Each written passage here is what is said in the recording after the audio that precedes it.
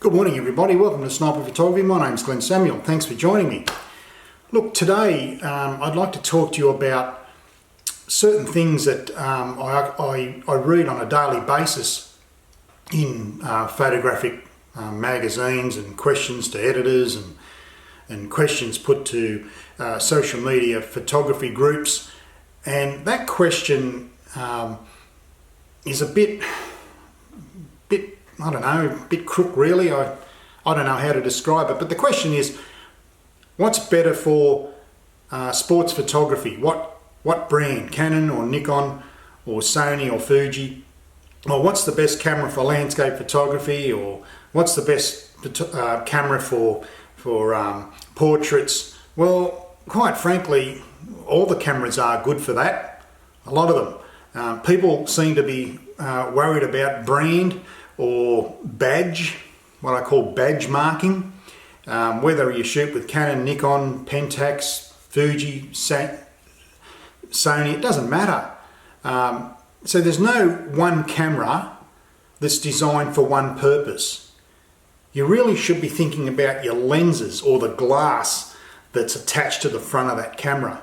Now, a lot of people seem to think if they spend $3,500 to $4,000 on a camera body, which you can, and then $2,500 on a lens, that automatically the genie's going to come out of the bottle and you'll be a fantastic photographer and taking great images.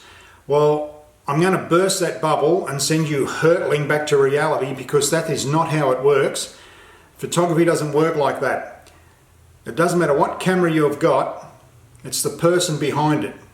Ansel Adams, the great photographer, once said, the most important part about a camera is the 12 inches behind it. And that's correct, it's you, the person behind the camera. So it doesn't matter what camera you buy, it doesn't matter what camera you have, unless you know how to use it and you understand the principle of photography, which mainly is light and composition, as I always say.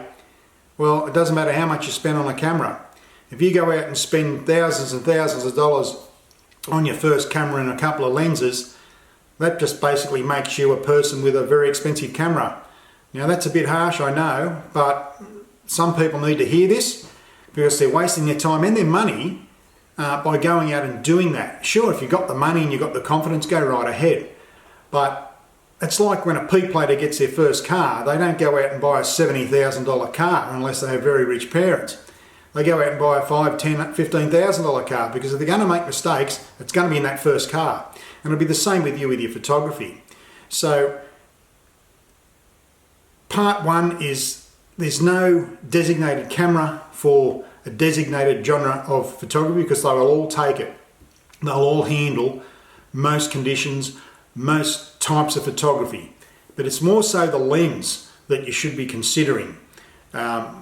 My free tip to all the beginners that I know and that people that contact me is, well, you buy the camera that you can afford. You know, I mean, if you can afford $1,000 or $1,200, that'll get you a brand new crop sensor body, either from either of the brands, and a kit lens. Now, you might think, well, my images aren't going to be as good as someone with a $6,000 or $7,000 camera outfit. Well, at the beginning it probably won't, because you don't know much about photography or how these cameras work and how light interacts with your photography. But as time goes on and you get out there and start taking photos, you will get better.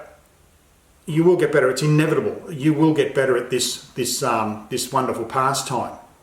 So if you're thinking about buying your first camera, don't really be brand specific. Read all the reports on the cameras. Some people say, well, I use Canon and that's the best. Well, unfortunately, no, it's probably not. I'm an avid Canon shooter and I've been involved with Canon for many, many years. Are you listening, Canon? Now, if you've got, as I said, $1,200 to spend on your first camera, look at the crop sensor body with a kit lens and go from there. And then after about 12 or 18 months, you might be able to spend a bit more money, buy a good second-hand full frame body and a new fast lens. That's where the money is. The money's in the glass, not really the bodies of the camera. So if you're just starting out, don't waste a lot of money. But also don't pay particular attention to what's happening on social media about oh, this camera's good for this or this camera's good for that. Well, quite frankly, it isn't. It's not. It doesn't. Photography doesn't work that way. You buy what you can afford and you go out and practice with it. So that's it for another episode of Sniper Photography. If you've got any comments or remarks, please put them down below. If you haven't subscribed to this channel, please do so by hitting the subscribe button and the bell next door so you don't miss anything. So that's it for another episode of Sniper Photography. I'm going to have a coffee now and turn everything off here. But as I always say, be nice to yourself, family and friends, but most of all, keep smiling and please keep shooting. Bye for now.